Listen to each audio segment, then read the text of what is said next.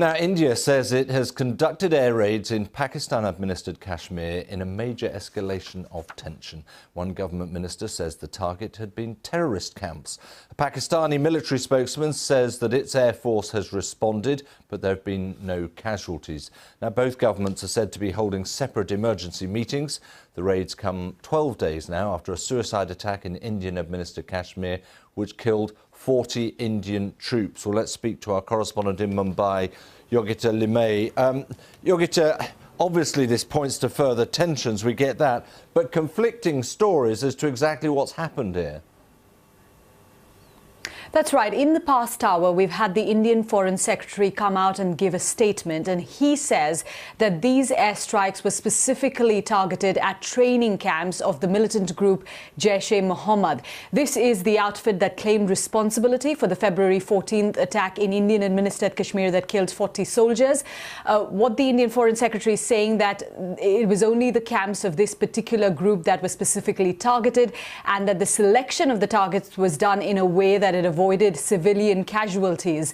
And it says that it's been able to destroy some of these camps, and just to quote him, a very large number of fighters from Jaish-e-Mohammed, they say, have been killed. What we know from the Pakistani military spokesman is that Indian aircraft did enter Pakistani airspace, but the Pakistan version differs, of course. They're saying that these aircraft had to scramble back hastily, and while they did drop their payloads, that didn't cause any casualties or any damage. Is there much sense that any politicians really are listening to calls to de-escalate at this stage rather than escalate, the sense of tension between them? Well, at the moment, it's important to, remember the context in which all of this is happening. In the next 2 months, we're going to have an election in India. When you've had such a big attack against your military, 40 soldiers dying, it was the worst attack in Indian-administered Kashmir in 30 years, pretty much since the start of the armed insurgency in that region.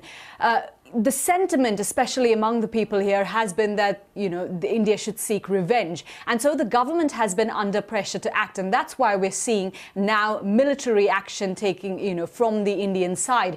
We've seen sort of Indian aircraft going into Pakistan-controlled territory earlier. 2 years ago, India claims it conducted targeted strikes in the territory. But this, sort of with airstrikes, at that time it was ground strikes. With airstrikes, it does seem to be much larger. We've already heard Pakistan Prime Minister Imran Khan saying just a few days ago that if his country was targeted, he would be forced to retaliate. We'll have to see what comes from those security meetings being held in both countries at the moment. OK, Yogita, thanks very much indeed. Bring us right up to date there.